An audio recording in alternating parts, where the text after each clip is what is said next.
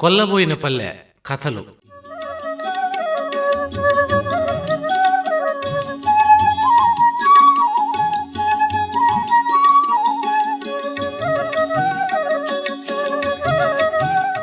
సడ్లపల్లె చిదంబరెడ్డి గారు రచించిన కొల్లబోయిన పల్లె కథలు ధారావాహికలో భాగంగా ఈరోజు వినబోతున్న కథ సంపెంగ. ఈ కథపై ప్రముఖ సాహితీ విమర్శకులు ఆచార్య రాచపాలెం చంద్రశేఖర్ రెడ్డి గారి అభిప్రాయం వింటారు. సడ్లపల్లి చిదంబరెడ్డి కథల సంపుటి కొల్లబోయిన పల్లెలో 3వ కథ సంపెంగ. ఇది పర్యావరణ కథ. అణాలు చనామణిలో ఉన్న కాలం నాటి ప్రకృతి, పైసలు కాలంలో ఫ్యాక్టరీల వల్ల ఎలా నాశనమైందో ఈ కథ చిత్రించింది. ఈ కథను కథకుడు కవితాత్మకంగా రచించారు. ఒక గ్రామం, అక్కడ సెలయేళ్లు పారుతూ ఉండేవి, పంటలు బాగా పండేవి. ప్రజలు ఒళ్ళు వంచి ఇంటి పని పొలం పని చేసుకునేవాళ్ళు. పశువులకు ఇళ్ళు కట్టి మిగిలితే మనుషులకు కట్టుకునేవాళ్ళు. ఎక్కడ చూసినా పచ్చిక బయళ్ళు, పచ్చదనం. చిన్నపిల్లలు, యువకులు, ఆడ మగ అంతా కలిసి రకరకాల ఆటలు ఆడేవారు, తమాషాలు చేసుకునేవారు. సంతలో సంబరాలు చేసుకునేవాళ్ళు. చెరుకు తోటలు, చెరుకు గానుగలు ఆకర్షణీయంగా ఉండేవి. దాదాపు 20 మంది పిల్లలు ఆడ మగ ఈ సంబరాల్లో పాల్గొనేవారు. కథకుడు వ్యవసాయ కుటుంబం నుంచి, గ్రామ వాతావరణం నుంచి వచ్చినవాడు కావడం వల్ల తన చిన్ననాటి ప్రకృతిని, జీవితాన్ని కవితాత్మకంగా పారవశ్యంతో చిత్రించారు. ఆ గుంపులో గౌరీ అనే అమ్మాయి ప్రత్యేకమైన వ్యక్తిత్వాన్ని చిత్రించడం ఈ కథలో ఒక భాగం. ఫ్యాక్టరీలు వచ్చి పల్లెలు పాడైపోయాయి, ప్రకృతి నాశనమైంది అన్న ఫిర్యాదు ఈ కథలో ఉంది. ఈ కథలో మనల్ని ఆకర్షించేది కథకుడు వర్ణించిన ఒకనాటి మన గ్రామీణ ప్రకృతి, గ్రామీణ జీవితం, గ్రామీణ సంబరాలు. అవి కనుమరుగైపోయాయి అన్న ఆవేదన రచయిత అడుగడుగునా వ్యక్తం చేస్తాడు ఈ కథలో.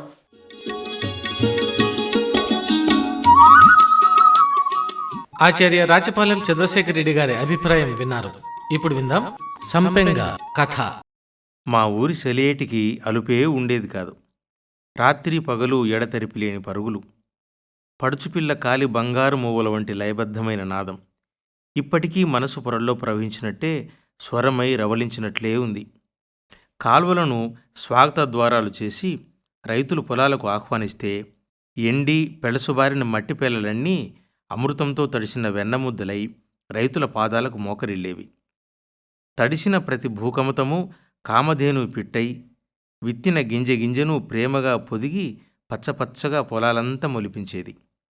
మొలిచిన ప్రతి మొక్క కాయలో, ఫలాలో, గింజలో, పూలో అతిథిగా మోసుకొచ్చేది, రైతులకు కానుకలుగా సమర్పించేది. అలాంటి పచ్చని పైర్ల వయ్యారాలు చూడటానికే అన్నట్లు పక్షులు ఆకాశంలో గుంపులై విహరించేవి, కిలకిల రావాలై ఆహ్లాదించేవి. అదో అందమైన లోకం. ఆ లోకంలో అన్ని కాలాల కన్నా చలికాలానికి ప్రత్యేకత. తెల్లారి 4 గంటలకు లేవడం, పశువులను బయటికి తోలడం, పేడ తీయడం మొదటి పని. తర్వాత పొలాలకు దౌడు తీయడం, ఒళ్లంతా వణికించే చలిని పరుగుల వేడితో తరమడం ఒక ఎత్తైతే, బావుల్లో దూకి చెమట్లు బట్టేలా ఈదటం మరో గమ్మత్తు. ఆడ మగ తేడా లేదు, అందరూ జలచరాలై ఈదేవారం. తర్వాత గడ్డికి, వంట చెరుక్కు, పళ్లకు, కాయలకు, పూలకు, ఎవరి పనులకు వారు వెళ్ళేవారం. దాంతో దినచర్యల్లో మొదటి అంకం ముగిసేది. తరువాత పశువులు కాయటం. ఆ కాలంలో ఇల్లు కట్టడం పశువుల కోసమే. పశువులకు చాలి మిగిలితేనే మనుష్యుల కాపురం. ఏటిగట్టులో ఎక్కడ చూసినా పచ్చిక బయళ్ళు. పశువులు పోట్లాడకుండా ఒకరిద్దరు కాపలా ఉంటే చాలు, మిగిలిన అందరికీ లెక్కలేనన్ని ఆటలు, చిల్లర చేష్టలు. కొందరు గుమ్మడికాయలు తెచ్చి నీటి ఆవిరిలో ఉడికించేవారు. కొందరు అనప, కందికాయలు తెచ్చి కాల్చడమో గుగ్గిళ్ళుగానో చేసేవారు. ఇంకొందరు నల్లేటి కాలువ బొరియల్లో ఎండ్రకాయలు వెతికేవారు. ఆడపిల్లలైతే పైటలు విప్పి ఏటి ప్రవాహాల్లో దేవుతూ చేపలు పట్టేవారు. చేల పొదల్లోనూ పుట్టల్లోనూ రహస్యంగా దాచుకున్న తేనె తుట్టలను వెతికి తెచ్చేవారు మరికొందరు. ఒక గుంపు కోతికొమ్మచి ఆట ఆడితే ఇంకో గుంపు చల్లేమల్లెల కుప్పల ఆట ఆడేది. అక్కడికి అరఫర్లాంగ్ దూరంలో పొలంగట్టు వెంబడి పక్క పల్లెకు దారి ఉండేది. పాదాలు మోపడానికి మాత్రమే ఖాళీ ఉండి 2 వైపులా ఎత్తుగా గడ్డి పెరిగేది. ఆ గడ్డి కొసలను గంటు వేసి కొందరు చెట్ల చాటులో దాక్కునేవారు. తెలిసిన వారు ఆ దారి వెంబడి కనిపిస్తే మాటలతో ఏమార్చి వేరే దారికి మళ్లించేవారు. పిసినారులో, వడ్డీ వ్యాపారులో గొట్టం ప్యాంటుతో వగలుగా నడుస్తూ గడ్డి కొసలు కాళ్లకు అడ్డు తగిలితే ఆనందానికి అవధే ఉండేది కాదు. పడినవారు దుమ్ము దులుపుకొని బురద కడుక్కొని లేచేసరికి అక్కడ పశువులు తప్ప మా పిల్లకాయల జాడ కనిపించేది కాదు. అప్పుడు పగలంతా పనిచేస్తే 2 అణాల కూలి, అంటే 12 పైసలు. ఆడవారికి అణా మాత్రమే. ఇప్పటి 10 పైసలు నాణెం మాదిరి అణాకు చుట్టూ నొక్కులుండేవి. 2 అణాల నాణెం 5 పైసల బిల్లలాగా చతురస్రంగా ఉండేది. ఆనంద్ మా పక్కింటివాడు. భలే అల్లరి పిడుగు. వాళ్ళ నాన్నది కమ్మరి పని. వాడెప్పుడు ఇనుప బద్దలతో అణా 2 అణాల ఆకారాలు చేసి తన దగ్గర ఉంచుకునేవాడు. శుక్రవారం పట్నం సంత. చుట్టూ పల్లెల నుండి జనం జాతరకు వెళ్ళినట్టు వెళ్ళేవారు. అప్పటికే దర్జీ కొడుకు బాబాజాన్ గాడు పాత పంచెలను, చీరలను కత్తిరించి కర్చీపుల్లా తయారు చేసేవాడు. వాటి అంచుల్లో నాణ్యాల ఆకారాల ఇనుప బిళ్ళలు పిడికెడు కట్టి ఒంటరిగా వెళ్లే వెర్రిబాగుల వంటి వారిని గమనించి దారిలో జారి విడిచేవాడు. అది నిజమైన డబ్బుగా భ్రమించి చుట్టూ పారజూసి ఎవరూ గమనించలేదనే నిర్ధారణతో తీసుకునేవారు. అది ఎంత సత్యకాలమంటే ఎక్కువ డబ్బు దొరికిందనే ఆనందంతో విప్పి లెక్కేస్తే ఎవరైనా చూస్తారేమో అన్న ఆత్రంతో, పరుల సొమ్ము తీసుకుంటున్నామనే దానికి ప్రాయశ్చిత్తంతో తమ జేబు నుండి 2-3 పైసలు తీసి అక్కడ వేసిపోయేవారు. ఆ పైసలకే తినగలిగినన్ని బుందీలు, బరుగులు వచ్చేవి అంగట్లో. అప్పుడు మా ఊరి పొలాల్లో సగం చెరుకు పంటే పండేది. సంక్రాంతి మాసంలో ఎక్కడ చూసినా చెరుకు గానగలే. గానుగమర బాగా పనిచేయాలని, బెల్లం చెడిపోకుండా శ్రీమార్కు రంగుతో ఉండలు తిరగాలని ప్రతిరోజు పూజలు జరిగేవి. పూజలు చేయడానికి ప్రత్యేకంగా కొన్ని కుటుంబాలుండేవి. గానుగులకు పూల సరఫరా మా నాన్న పని. బడికి సెలవులుంటే అది నా పని. అందుకే అందరికంటే ముందే పొలాలకు వెళ్ళి రేకులు విచ్చని మొగ్గలతో సహా రకరకాల పూల బుట్టలు నింపేవాడిని. ప్రతి గానుగా నేను కట్టే పూలమాలలతో రంగుల తేరుగా తిరిగేది. అందుకే ఏ గానుగ దగ్గరకు వెళ్ళినా చెరుకులకు, లేత బెల్లానికి నాకు కొదువే ఉండేది కాదు. ఆ చొరవతో దుత్త నిండా బెల్లం పాకం తెచ్చేవాడిని. దానిని అరటి, ఆముదము ఆకుల్లో వేసి ఉడికిన గుమ్మడికాయలతో కలిపి తనివిదీరా తినేవాళ్ళం. కాల్చిన చేపలు, ఎండ్రకాయలు, గుగ్గిళ్ళు నంజుకోవడం అదో మరపురాని రుచి. చివరిగా మిగిలిన బెల్లం పాకంలో మట్టి పిల్లలు ముంచేవాడు నామాలోడు. వాడి అసలు పేరు నారాయణ. నామాలోడని పేరు ఎందుకు వచ్చిందో తర్వాత చెప్తా. ఆ బెల్లం పూసిన మట్టి ముద్దలు ఎండలో ఆరనిచ్చి ఊళ్ళోకి వెళ్ళేవాడు. అంగడి లక్ష్మయ్యకు కనపడే విధంగా దొంగలా అటు ఇటు తచ్చాడుతూ కాసేపు నటించి పరిగెత్తుకొచ్చి పాత గుడ్డలో చుట్టి లక్ష్మయ్యకిచ్చేవారు. దొంగ సరుకు కొంటున్న భయంతో లక్ష్మయ్య దాన్ని ఆదరా బాదరా దాచిపెట్టి 1-2 రాగిబొట్లు వాడి చేతిలో పెట్టేవాడు. ఇలాంటి పని నారాయణ ముఖానికి సున్నంతో నిలువునామాలు దిద్దుకొని ఒకరోజు, అడ్డనామాలు తీసి ఒకరోజు, బిచ్చగాడిలా మెడకు జోలి తగిలించుకొని మరో రోజు చాకచక్యంగా చేసేవాడు. అందుకే అందరి నోట వాడు నామాలోడయ్యాడు. ఇలా 20 మంది దాకా ఉన్న మా గుంపులో ఒక్కొక్కరిది ఒక్కో ప్రత్యేకత. అందులో 5-6 మంది అమ్మాయిలున్నా మేం చేసే చేష్టలకు ప్రేక్షకులుగా మాత్రమే ఉండేవారు. ఒక గౌరిది మాత్రం ప్రత్యేకమైన వ్యక్తిత్వం. ఆమె నవ్వితే మల్లెలు విచ్చేవి, పలికితే గులాబీలు గుబాళించేవి. విచిత్రమేమిటంటే ఆమెకు చెవులు ఏమాత్రం పనిచేయవు. చిన్నప్పుడు చీము కారితే ఏవో నాటు వైద్యం చేశారట. మందులు వికటించి చెవులు వినికిడి శక్తి కోల్పోయాయి. అయినా ఆమెకున్న అమోఘమైన పరిజ్ఞానం ముందు చెవులున్న మేమంతా తల వంచుకోవాల్సిందే. ఎదుటివారి మాటలు శబ్దాలు వినడం ద్వారా వాటిలోని అర్థాన్ని, భావాన్ని విశ్లేషించుకుంటాం మనం. ఆమెకు శబ్దాలతో పని లేదు. మాట్లాడేవారు ఆమె ఎదురుగా లేకపోయినా ఆ మాటలు వింటున్న రెండో వ్యక్తి ముఖ కవళికలను బట్టే మొదటి వ్యక్తి ఏం మాట్లాడుతున్నాడో పసిగట్టగలదు. ఒకసారి కొందరు ఎండ్రకాయలు పట్టుకొచ్చారు. కొండీలు విరిచి మంటల్లో కాల్చడమే తరువాయి. వాటిని గమనించిన గౌరీ కడుపులతో ఉన్న ఆడ ఎండ్రకాయలే ఎక్కువ తెచ్చారు. వాటిని చంపితే మరలా మనకు ఎండ్రకాయలు ఎలా వృద్ధి చెందుతాయి, అన్నీ వదిలేయండి అని బతిమలాడసాగింది. మేమంతా ఆమెకు ఎదురుగా ఉన్నాం. నామాలోడు మాత్రమే ఆమెకు వెనకాల నిలబడ్డాడు. ఈ చెవిటిదానికి రాను రాను అతి ఎక్కువ అవుతుంది కదరా అని గొణిగాడు. ఆ మాటలు మా చెవిలో పడగానే మా ముఖాల ద్వారా అర్థాన్ని తెలుసుకొని వాడి జుట్టు పట్టి చెంపలు పగలగొట్టడం క్షణంలో జరిగిపోయింది. ఆమె కాళ్లను పట్టుకుని ఏడుస్తూ వాడు క్షమాపణలు అడుగుతూ ఉంటే చేష్టలొడిగిన జీవోత్సవాల్లా మేమంతా మారిపోయాం. అప్పట్నుంచి ఎండ్రకాయలు చేపలు పట్టడం కాదు కదా, పశువులను కొట్టడం కూడా మానేశాం. మా గుంపులో ఎవరూ లేకపోయినా, ఎవరూ మాట్లాడకపోయినా ఏమీ ముంచుకొచ్చేది కాదు. ఆమె ఒక్క క్షణం మాట్లాడకపోతే ప్రళయం సంభవించినట్లుండేది. ఆమె మాటల మాధుర్యం మనుషుల్ని కాదు, పశువుల్ని కూడా మంత్రముగ్ధుల్ని చేసేవి. ఒళ్ళు పులకరించి ఆమె పిలుపులతో పశువులన్నీ ఆమె ఆజ్ఞ పాటించేవి. పాట పాడితే గాంధర్వలోకంలో విహరించినట్లుండేది. నేను పూజకు కోసే పూలు ముడుచుకోవడానికి ఇమ్మని ఆడపిల్లలంతా దేబరించేవారు. ఆమె మాత్రం పూలవైపు కన్నెత్తి కూడా చూసేది కాదు. మల్లెలు, జాజులు, రోజాలు ప్రత్యేకంగా తెచ్చి ఇవ్వడానికి ఎన్నిసార్లు ప్రయత్నించినా ముట్టేది కాదు. వాటిని తలలో ముడుచుకుంటే 10 నిమిషాల్లో వాడిపోతాయి.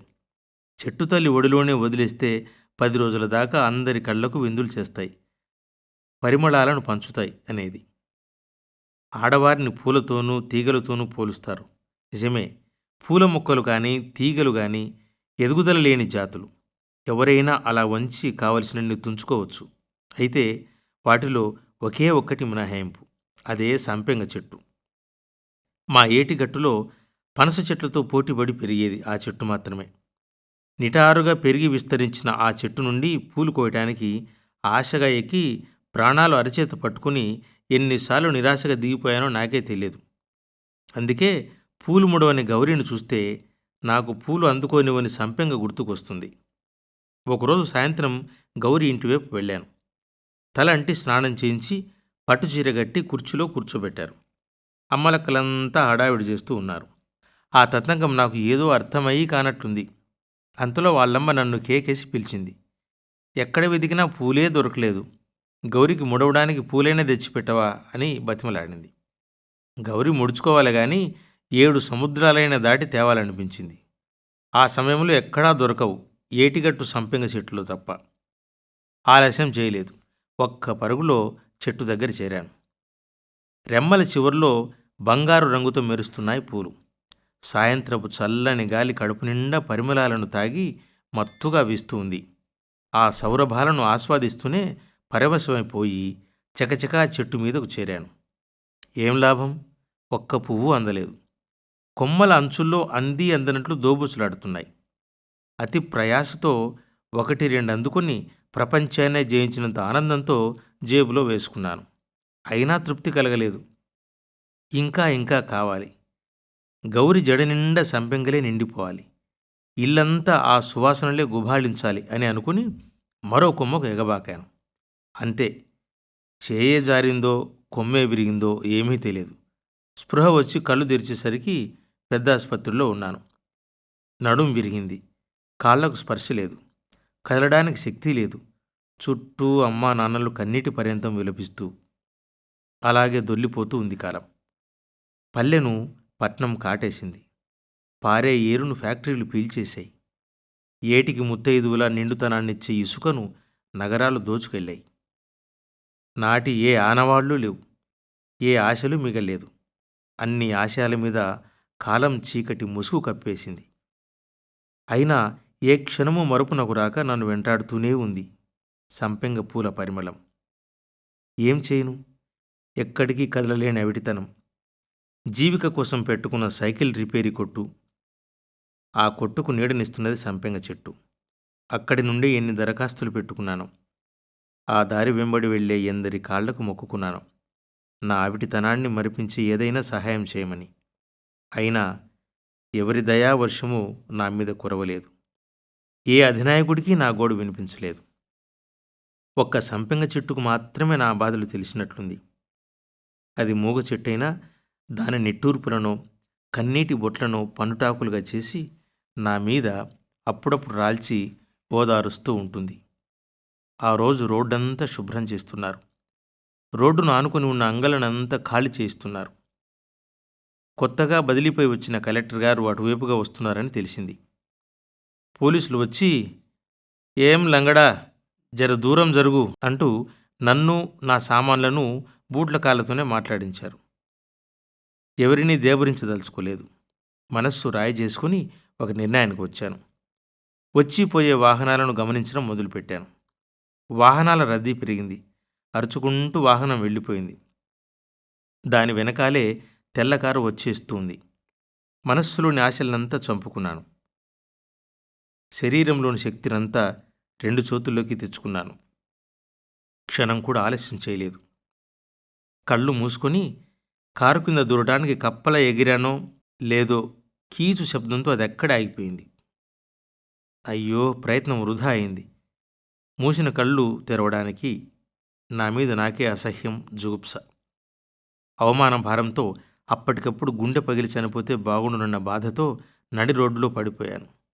కళ్ళు తెరిస్తే పోలీసుల క్రౌర్యాన్ని, లాఠీ దెబ్బల రాక్షసత్వాన్ని చూడవలసి వస్తుందన్న హృదయ వేదనతో ఉండిపోయాను. చుట్టూ నిశ్శబ్దం. ఎవ్వరి మాటలు వినిపించడం లేదు. భూకంపం వచ్చి ఆగిపోయినప్పటి పరిస్థితి.